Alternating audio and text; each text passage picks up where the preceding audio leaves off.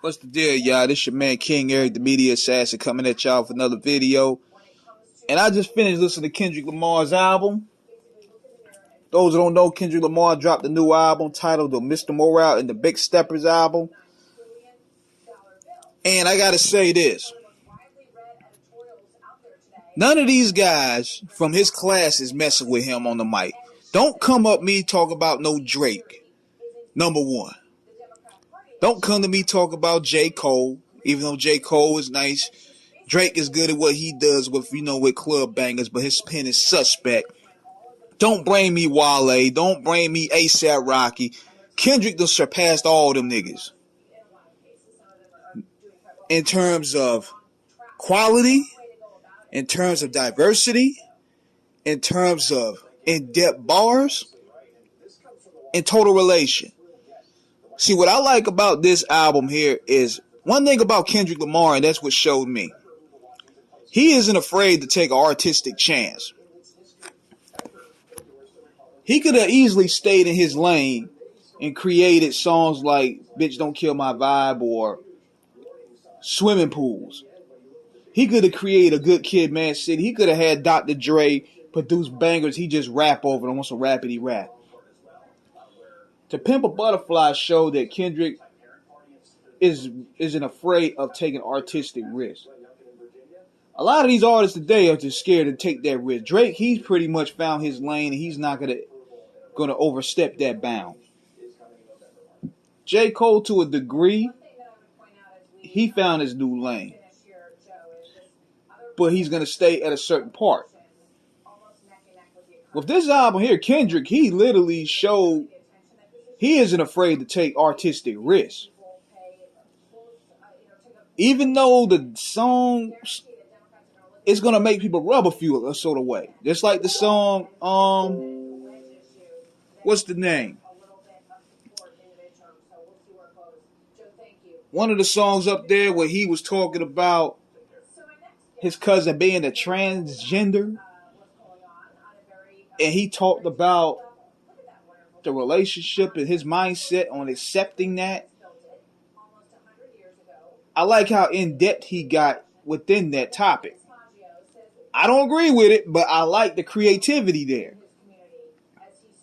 The production value on this album is on point, but I like the artistic chance that he took there. He gave a broad perspective on what that community go through.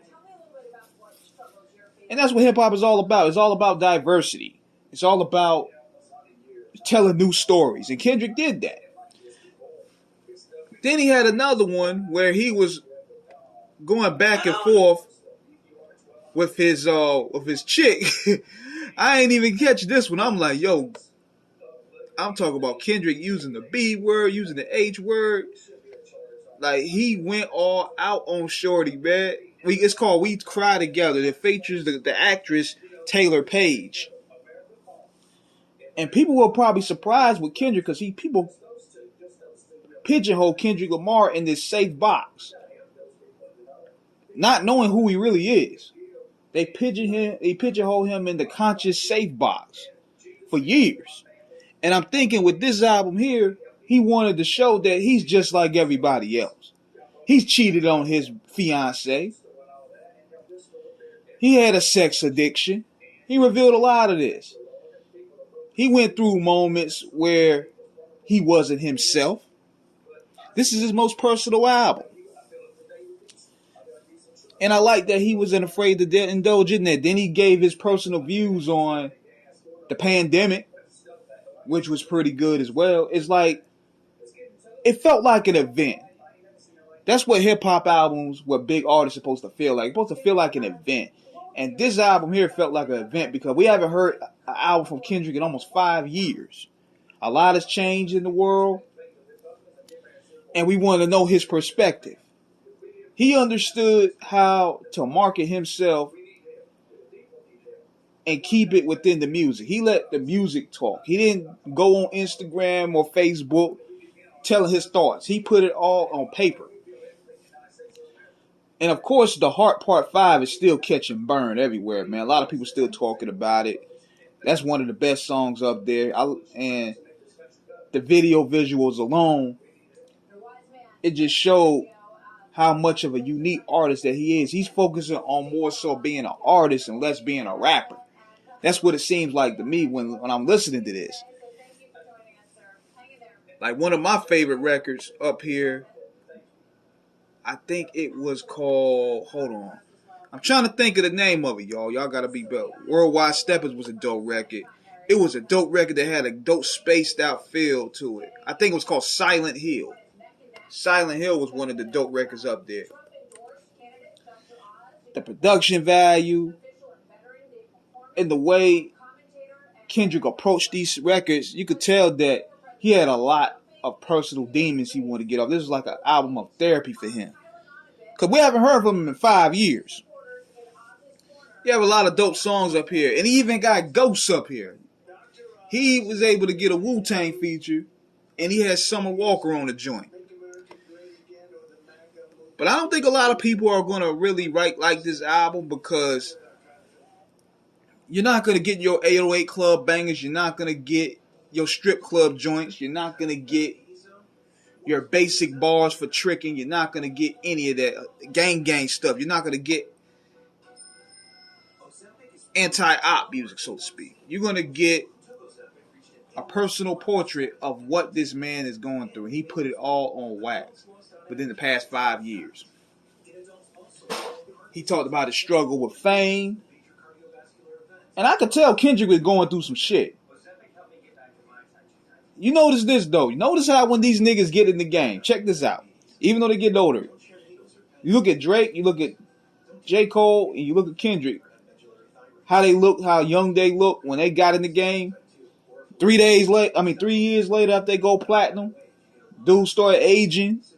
That stress starts showing. Their hair start growing out. Their beard starts showing. It's a stressful life, man. It ain't what you see in these videos. It's a lot that goes with this. J. Cole, Drake, and Kendrick, who happened to come around that same era, that same time period, the blog era, they so happen to have the right people to guide them to be superstars.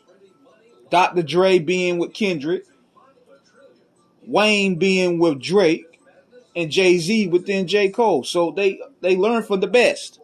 And that's why they're still relevant today. But with this album here, man, it's heavy. Aside from like 2 or 3 songs, man, this is probably one of the best projects this year. And with this project here, I don't know if it's going to put him above the elite greats, but he's damn sure in the conversation now. He done surpassed his peers. So we're going to see where it goes from here. So let me know what you guys think in the comments. Check this album out. It's very dope, man. Very dope project. It may go over your head a little bit with some of the topics. You're not going to be able to play it in the gym. I'm going to keep it funky with y'all. You're not going to be able to rock with it in the club. I'm going to keep it funky with y'all. This is an album where a man is pouring his soul in. It's art. It ain't radio bangers. So let me know what you guys think. Subscribe, hit the like button. Peace.